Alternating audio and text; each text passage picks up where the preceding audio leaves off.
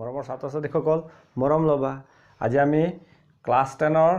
exercise 1.3 3 number অংকখিনি কৰিম 3 নম্বৰত তিনিটা অংক দিয়া আছে হয়নে এই তিনিটাই তাৰমানে অপৰিমেয় সংখ্যা বুলি আমি প্ৰমাণ কৰিব লাগে চোৱা মই প্ৰথম দুটা কৰি দিম 1 আৰু 2 টো কৰি দিম কিন্তু 3 টো মই নকৰো তোমালোকৰ কাৰণে এটা হোমৱৰ্ক দিম ঠিক আছে এটা কথাটো হ'ল 3 নম্বৰ নকৰাৰ কাৰণটো হ'ল 3 নম্বৰ অংকটো তোমালোকৰ 2 নম্বৰ অংকৰ সৈতে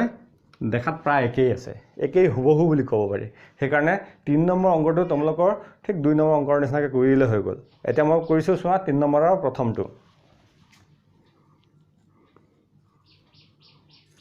চোৱা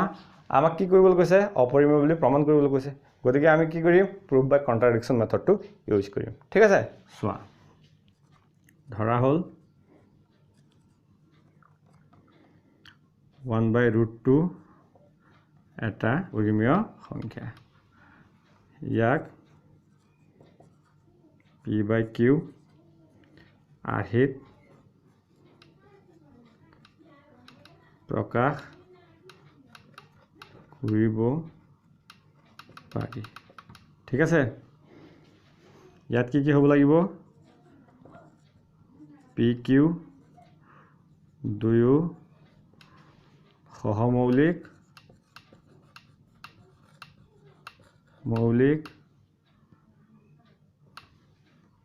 q not equal to 0 আৰু কি pq অখণ্ড সংখ্যা দুটা অখণ্ড সংখ্যা মানে বুজি পোৱা নহয় যদি মই সাধাৰণভাৱে কওঁ যিবিলাক সংখ্যা খণ্ড নহয় সেইবিলাকে অখণ্ড সংখ্যা ঠিক আছে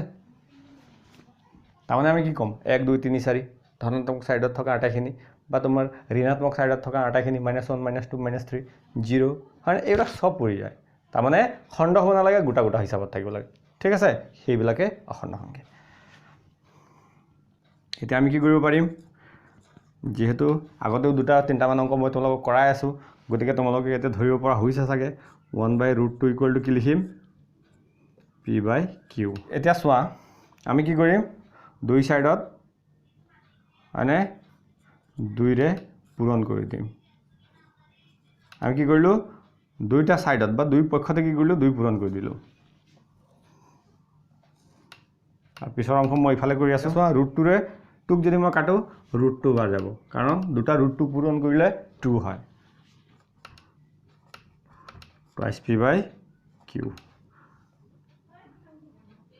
ইয়াত twice p/q কি এটা পৰিমেয় সংখ্যা কিয় পৰিমেয় সংখ্যা বুলি ক'লো মানে যেহেতু আমি p/q ফৰ্মটোক কি বুলি কৈছো পৰিমেয় বুলি ধৰি থৈছো লগতে তাত 2 পূৰণ হৈ আছে হয়নে পৰিমেয় সংখ্যাৰ লগত যিমানে পূৰণ হৰণ নকৰা কিয় সদায় পৰিমেয় সংখ্যাই হয় গতিকে √2 এটা পৰিমেয় সংখ্যা হ'ব লাগিব কিন্তু আমি কি জানো মৌলিক সংখ্যাৰ ওপৰত যদি বৰ্গমূল চিহ্ন থাকে তেনেহলে সদায় সি অপৰিমেয় এতিয়া চোৱা 2 টো কি হয় এটা মৌলিক সংখ্যা হয় মৌলিক সংখ্যাৰ ওপৰত যেহেতু বৰ্গমূল চিহ্ন আছে গতিকে সি অপৰিমেয় কিন্তু √2 এটা অপৰিমেয় সংখ্যা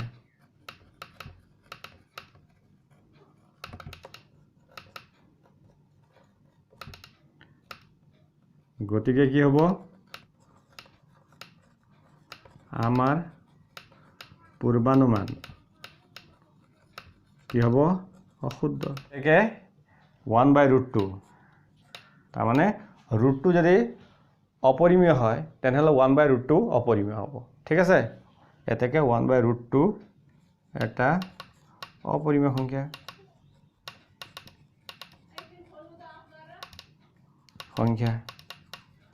ঠিক আছে আশা কৰিছো তোমালোকে বুজি পাইছা ছাত্ৰ-ছাত্ৰীসকল এতিয়া আমি কৰিম 3 ৰ 2 টো ঠিক আছে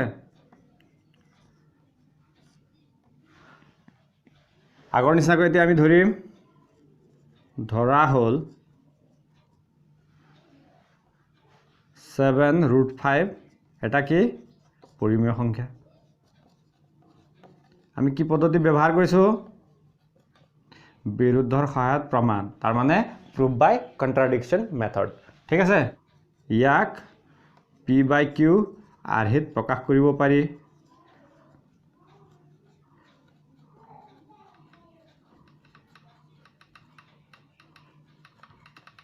হল ইয়াত pq কি pq দুয়ো সহমৌলিক লগতে কি অখণ্ড সংখ্যা সহমৌলিক আৰু অখণ্ড সংখ্যা লগতে কি হ'ব কন্ডিশন নিতান্ত প্ৰয়োজন কন্ডিশনটো কি q not equal to 0 এটো কিন্তু লিখিবই লাগিব এতিয়া আমি কি কৰিম যেহেতু ইয়াক আমি পৰিমেয় সংখ্যা বুলি কৈ থৈছো গতিকে 7√5 টো কাৰ সৈতে সমান হ'ব p/q ৰ সৈতে সমান হ'ব ঠিক আছে এতিয়া চোৱা হাতটো ইফালে কি হৈছে পূৰণ সিফালে যাওঁতে কি হ'ব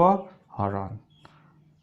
p/7q ঠিক আছে এটা কি হ'ব p/7q টো কি হ'ব এটা পৰিমেয় সংখ্যা আৰু য'ত p আৰু q কি p আৰু q অখণ্ড সংখ্যা হয়নে আমি অলৰেডি আগতে লিখি থৈছো গতিকে কি হ'ব লাগিব যদি সেইফালৰ পৰা যদি চাবলৈ যাওঁ হয়নে √5 এটা কি হ'ব লাগিব √5 ও এটা পৰিমেয় সংখ্যা হ'ব লাগিব সংখ্যা কিন্তু আমি জানো √5 এটা অপৰিমেয় সংখ্যা হয়নে যেটো আমি 1 নম্বৰ কোৱেশ্চনতে প্ৰমাণ কৰি থৈছো অপৰিমেয় সংখ্যা গতিকে আমাৰ কি হ'ল আমাৰ পূৰ্বানুমান হয়নে গতিকে আমাৰ পূৰ্বানুমান কি হ'ল অশুদ্ধ পূৰ্বানুমান মানে বুজি পাইছা যেটো আমি আগতে ধৰি থৈছো এটাকে আমি কি কম 7√5 এটা অপৰিমেয় সংখ্যা